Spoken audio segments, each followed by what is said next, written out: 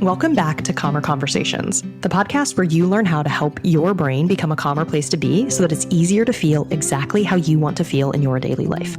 Whether that's feeling calm and confident, content, or even joyful, or just like you've done enough of the right things at the end of the day, or all of the above. I'm Cecilia Mandrick. I'm a certified life coach, yoga therapist, and founder of the Calm Brain Academy. If you're ready to shift the patterns of self-sabotage, procrastination, daily overwhelm, people-pleasing, and perfectionism, you're in the right place. Not only is it possible to change the conversation between your brain and your body, when you do, you'll change your life in the process. And you're one step closer just by joining me today. Ready? Let's dive in. Welcome to episode number 10 of Calmer Conversations. I'm Cecilia, your host. Let's get started. Today, I want to talk about the difference between this work and toxic positivity.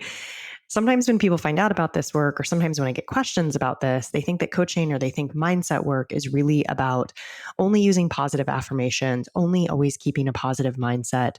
And I don't think that could be further from the truth. And really, when I think about this work, I really think about how it's an embracing of all of your humanity and all of the thoughts you have and all of the emotions you have and the entire human experience.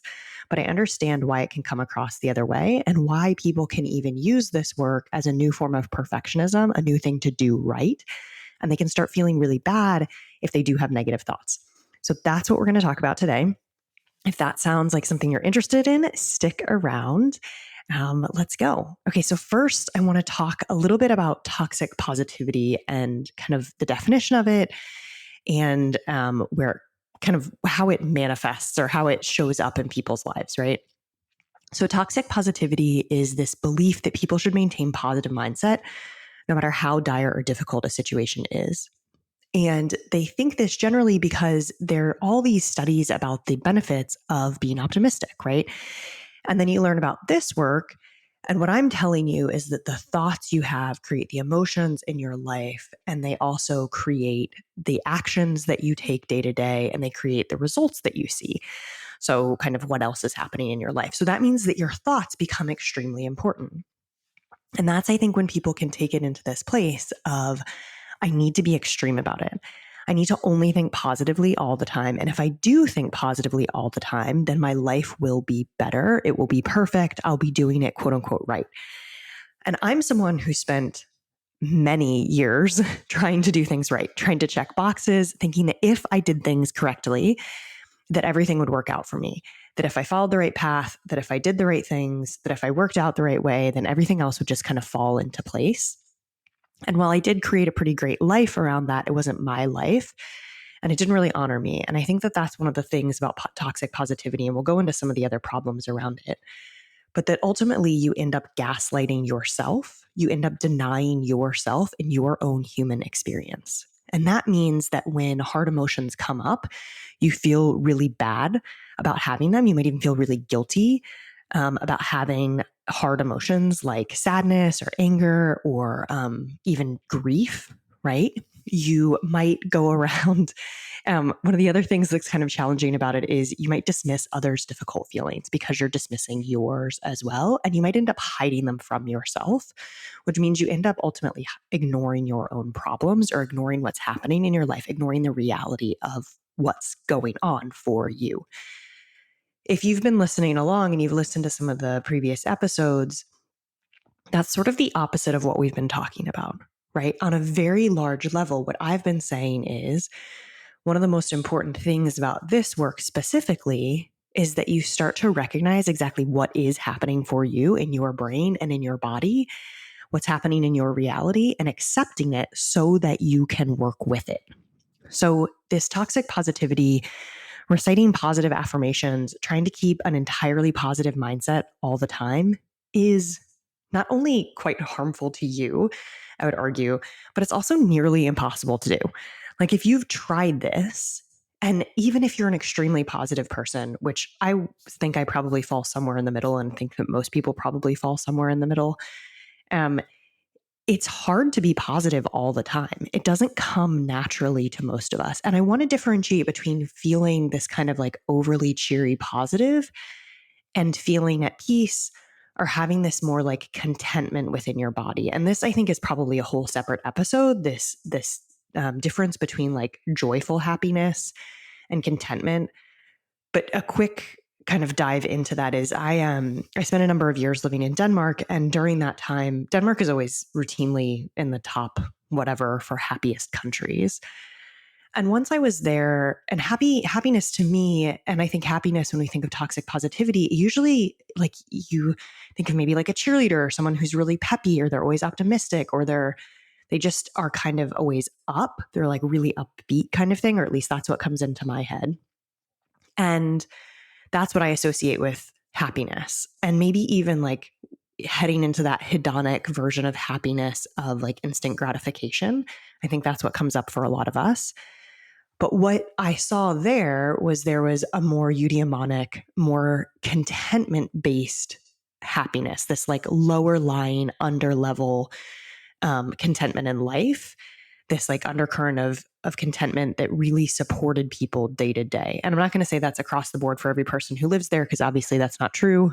But I think that that's what comes across as maybe happy, or that's perhaps a different definition of happy, right?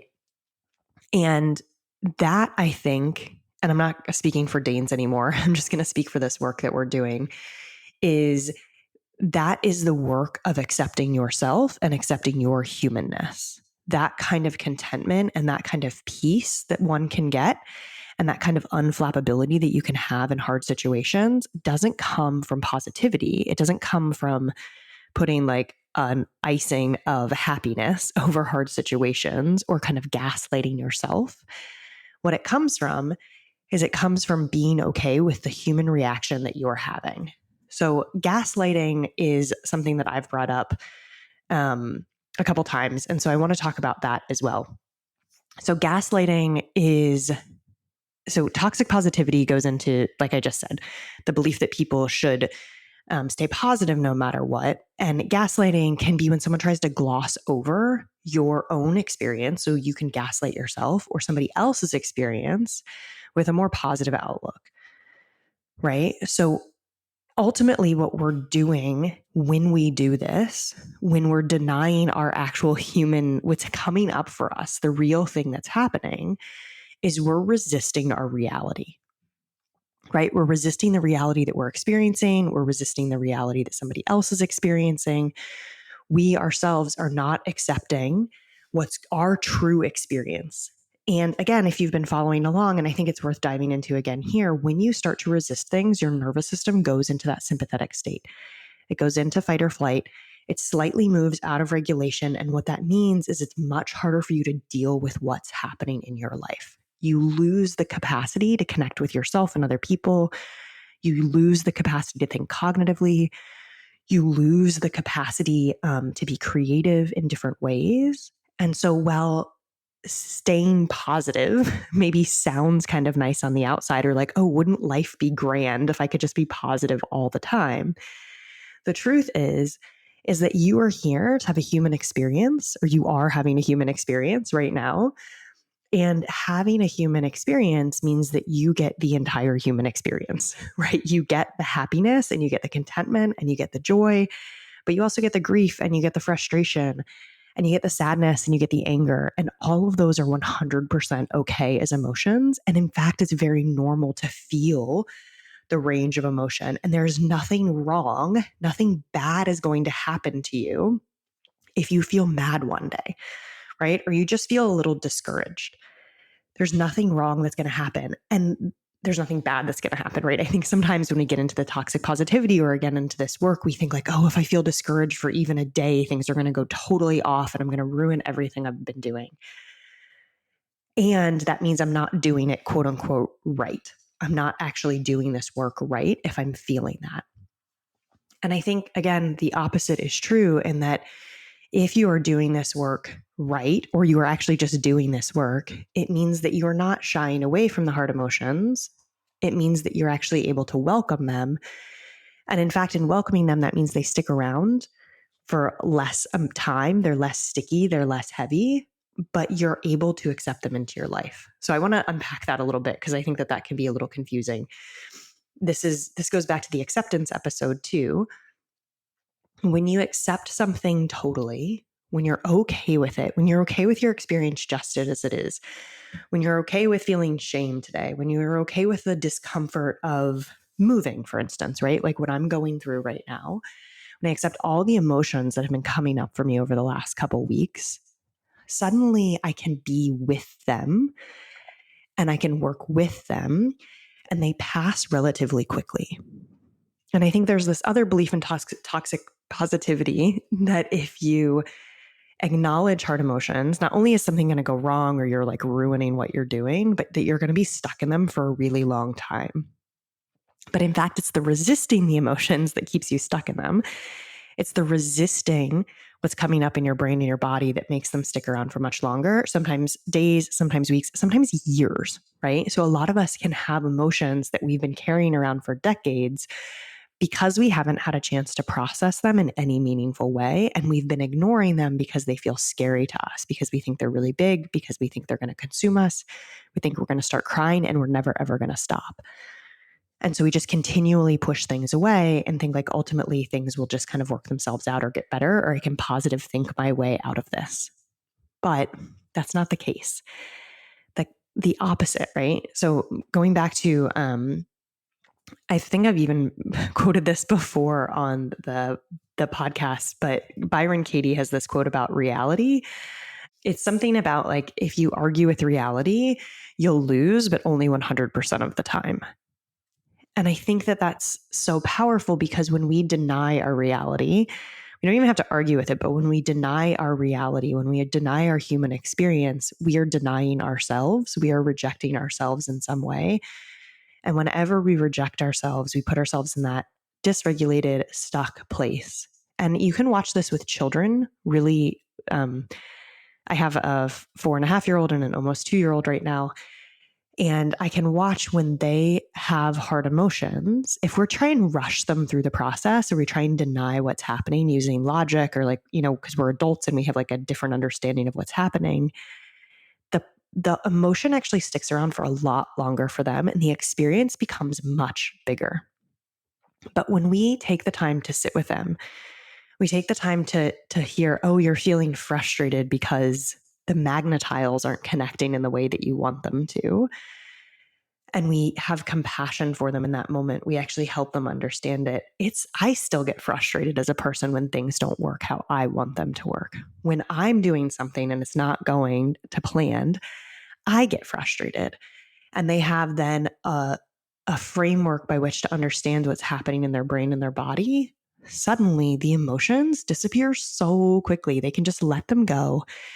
We're not making them wrong for having a feeling. They're not making themselves wrong for having a feeling. And suddenly it doesn't become a problem. And this plays out on our adult lives over and over again. It goes back to how we were taught to handle emotions. It goes back to this idea that we're supposed to be positive all the time, or being positive is better than just being. And thinking that you have to uphold this standard to be doing something kind of correctly in the world.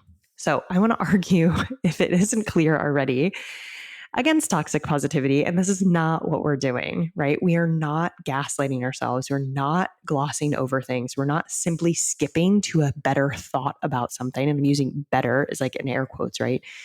We're not skipping to a better thought about something so we can pretend to feel good. Because if you have not processed the underlying emotion and the real thought that you're having before you move on to something different, then it's still there and it's still impacting you, no matter how many positive affirmations you recite, no matter how big of a smile you put on. If you have not addressed what's happening underneath the surface, it will still impact and affect you.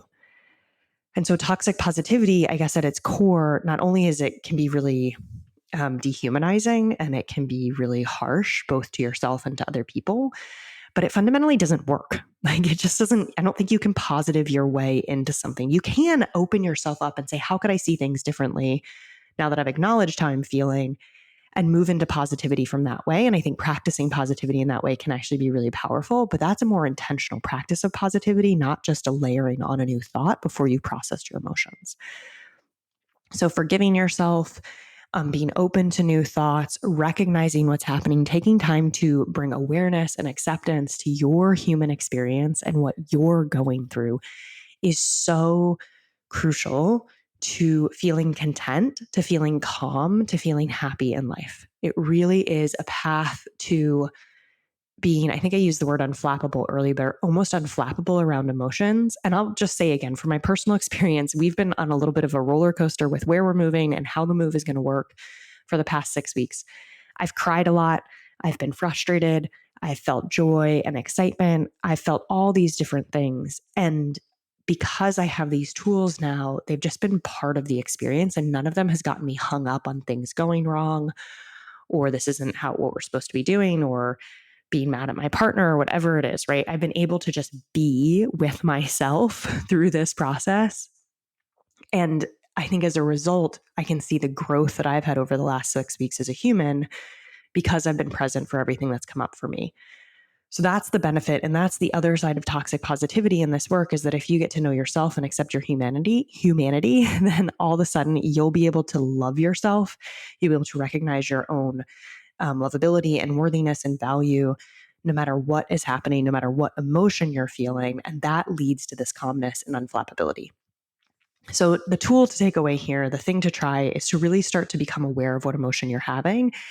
And instead of trying to quickly escape it, recognizing that it is also a human emotion and it is also entirely okay to have it, recognizing how you can start to maybe understand where it's coming from or what story is creating it, and then asking yourself when you're ready to move on. We'll talk more about moving on from emotions in another episode, but this is just something to kind of get started. And toxic positivity doesn't work. So if you've been engaging in that, maybe ask if you want to step away from it and maybe see if you can approach this work in a different way. All right. See you next week. Thanks for tuning into this episode of Calmer Conversations. Take what you learned today and use it in your life. Even if it feels a little awkward or clumsy at first, remember these are practices and that real change comes from implementation. Then send me a message over on Instagram or TikTok and let me know what worked or didn't work. If you want to dig deeper into something from today's episode, all of the resources can be found at the link below in the show notes.